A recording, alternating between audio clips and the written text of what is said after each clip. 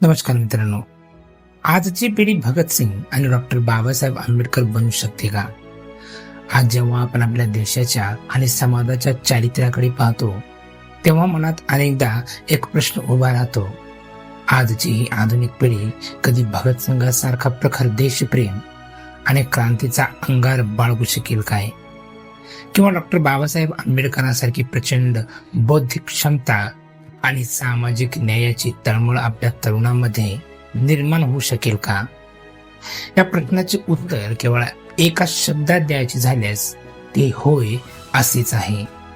आजची पिढी नक्कीच भगतसिंग आणि बाबासाहेब बनू शकते, कारण महापुरुष हे केवळ जन्माने महान होत नाहीत, तर त्यांचे विचार, त्यांची निष्ठा आणि त्यांचे कार्य यांना आचरणात आणून कोणतीही सामान्य व्यक्ती असामान्य बनू शकते.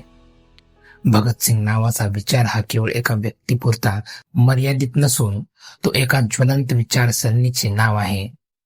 वयाच्या अवघ्या 23व्या वर्षी हसत हसत फासावर जाणारे भगतसिंग आपल्या देशाच्या स्वातंत्र्यासाठी आणि समतेसाठी झटले. आजच्या पिढीने त्यांचा विचार आत्मसात करणे म्हणजे केवळ हातामध्ये पिस्तूल घेणे नव्हे, तर देशातील अन्याय, भ्रष्टाचार, अज्ञान आणि विषमतेविरोधात विचारांची तलवार उपसणे होय.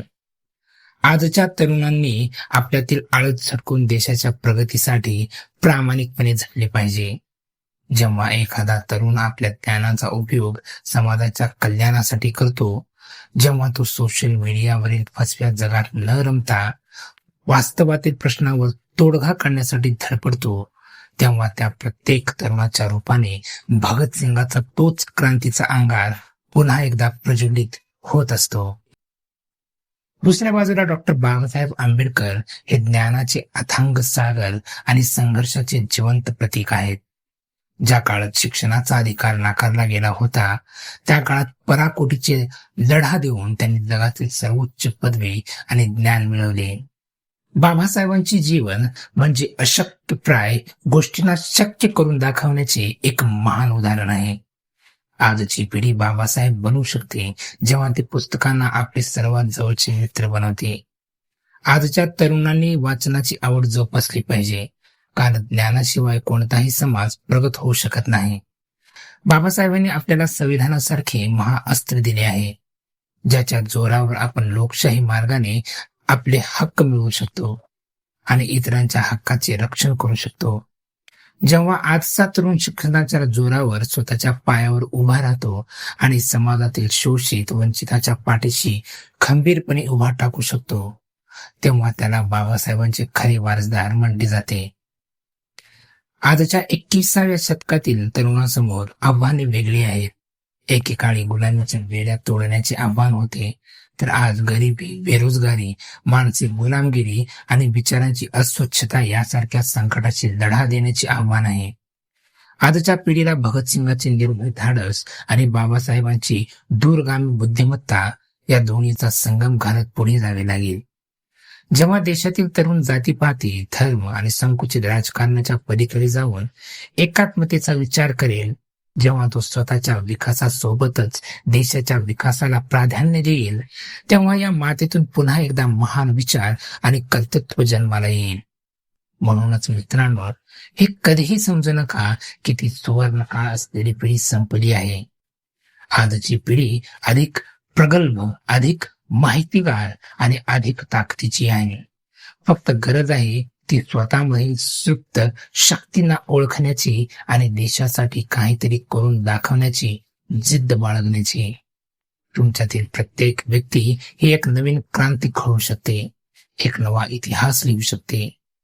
चला, भगतसिंगाचे प्रखर देशभक्तीचे धडे आणि डॉक्टर बाबासाहेबांच्या संविधानाचा मार्ग आपल्या डोळ्यासमोर ठेवूया आणि एक सशक्त, समतावादी आणि बलशाली भारताच्या निर्मितीसाठी सज्ज होऊया. शहीद भगतसिंग आणि डॉक्टर बाबासाहेब आंबेडकर हे भारताच्या स्वातंत्र्य लढ्यातील आणि आधुनिक भारताच्या जडणघडणीतील दोन अत्यंत महान स्तंभ आहेत. जरी दोघांच्या कार्यपद्धती आणि मार्ग वेगवेगळे होते, तरी दोघांच्याही देशविषयक विचारांचे मूळ हे स्वातंत्र्य, समता, बंधुता आणि शोषितांचा उद्धार यावर आधारित होते. भगतसिंग यांच्या मते देशाचे स्वातंत्र्य म्हणजे केवळ ब्रिटिशांच्या हातातून सत्ता काढून भारतीयांच्या हातात देणे नव्हे, तर देशातील गरिबी, अन्याय, असमानता आणि एका माणसाने दुसऱ्या माणसाचे चालवलेले शोषण पूर्णपणे संपवणे होय.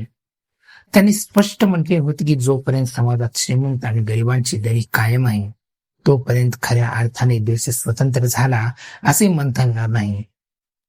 त्यांच्यासाठी क्रांती म्हणजे केवळ हिंसा नव्हे, तर समाजात आमूलाग्र बदल घडवणारी विचारसरणी होती, ज्यामध्ये त्यांनी तरुणांना जातीभेद, वर्गभेद आणि धार्मिक संकुचिततेच्या पलीकडे जाऊन एका समाजवादी राष्ट्राची निर्मिती करण्याचे आवाहन केले होते. भगतसिंग राष्ट्रवादाकडे अत्यंत वैज्ञानिक आणि धर्मनिरपेक्ष दृष्टिकोनातून पाहत असत, जिथे देशातील सर्व नागरिक समान असतील. दुसऱ्या बाजूला डॉक्टर बाबासाहेब आंबेडकरांचे देशविषयक विचार सामाजिक समता आणि राष्ट्र निर्माणावर आधारलेले होते. बाबासाहेबांचे स्पष्ट मत होते की राजकीय सत्ता बदलली म्हणजे देश सुधारला असे होत नाही. जोपर्यंत समाजात जाती व्यवस्था, अस्पृश्यता आणि विषमतेची दरी आहे, तोपर्यंत राजकीय स्वातंत्र्याला काहीही अर्थ उरत नाही. त्यांनी नेहमी सांगितले की राजकीय लोकशाही सोबतच सामाजिक आणि आर्थिक लोकशाही प्रस्थापित करणे देशाच्या हितासाठी सर्वात गरजेचे आहे. बाबासाहेबांचा देशाच्या एकात्मतेवर आणि लोकशाही मूल्यावर गाढ विश्वास होता आणि त्यांनी भारताला एका धाग्यात बांधण्यासाठी संविधान या देशाला सर्वात मोठे राष्ट्रभक्तीचे साधन दिले. त्यांच्या मते देशातील प्रत्येक नागरिकाला समान हक्क, स्वातंत्र्य आणि न्याय मिळणे हाच खरा देशाचा विकास आहे.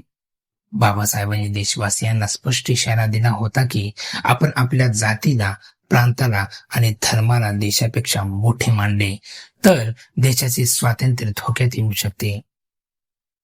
म्हणूनच आधी भारतीय आणि शेवटीही भारतीय हीच आपली ओळख असली पाहिजे. थोडक्यात सांगायचे तर या दोन्ही महापुरुषांचे देशविषयक विचार एकमेकांना पूरक आधीच होते.